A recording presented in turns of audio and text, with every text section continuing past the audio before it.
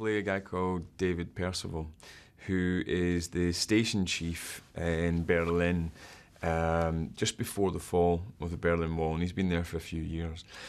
And the world that we paint is one in which, or the sort of espionage spy world that we paint is one where Berlin is a very different beast from anywhere else in the world.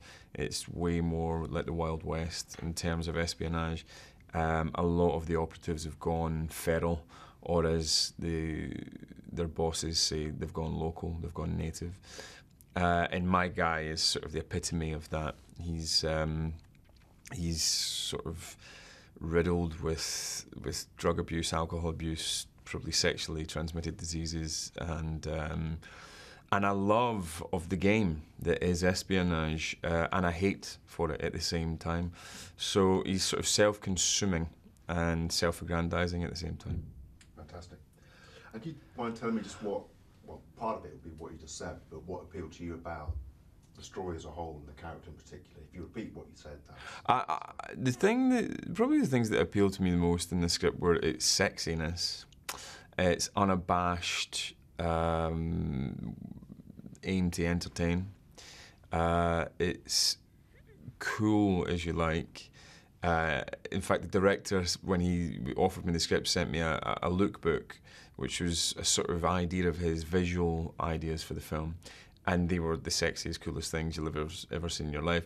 And he actually says in it, I want every single scene in this movie to look cool as. And I want every guy to want to be in it. I want every woman to want to be Charlize in it. I want it to ooze with sex and coolness.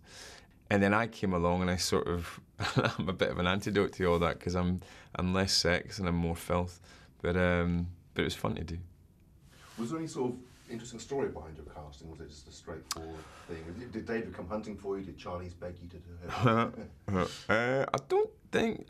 Charlize sent me an email just saying she thought I was the greatest actor she'd ever... No, I'm not joking. Yeah, she sent me an email, but that was it. And no, I read the script, I responded to it.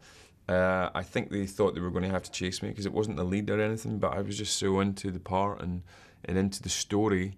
And into the fun of it. It's a real fun, it's not a po-faced espionage movie with people in anoraks, like looking around corners as the rain comes down with hats and, you know, a lot of talking. There is a lot of talking, but it's fun, the talking. And then the action is just out of this world. And you could tell from the page, and telling who our director is and what he's done before, you knew there was going to be just a brutality, but an ability to execute that brutality and actually know how to film that brutality in a way that you don't see all the time.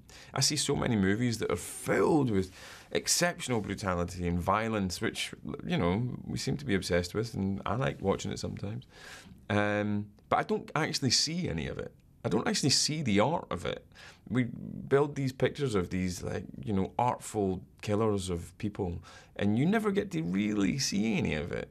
And he is a master technician. It's showing you the machine of what is happening from second to second, from beat to beat, from punch to kick to broken jaw to whatever. And it's utterly compelling, and I'm, you know, I say this guiltily, it's a pleasure to watch.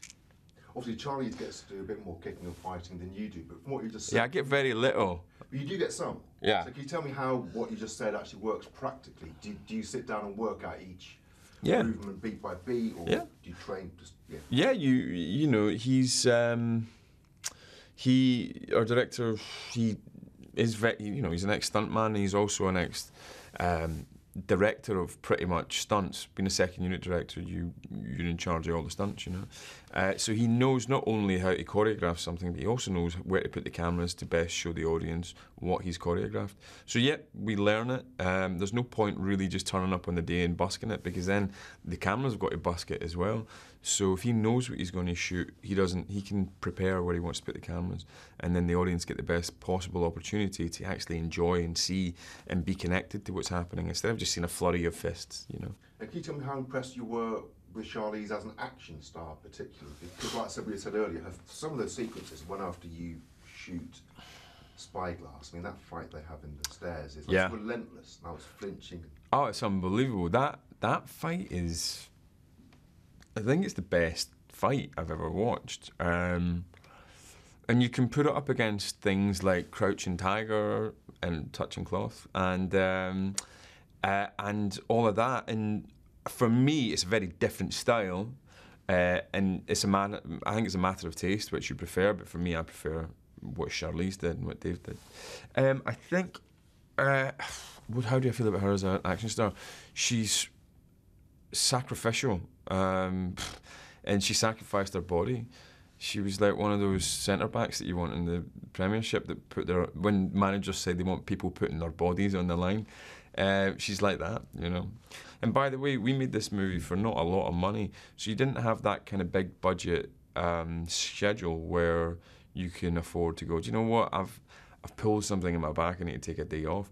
We were working 6 days a week, and we were working crazy hours in minus 10 degrees in Budapest, and then latterly in Berlin, and she did not grumble. She was just there slogging away in the trenches. And I've worked with a few the big action people, do you know what I mean? And she's up there with the Hugh Jackmans and all of that.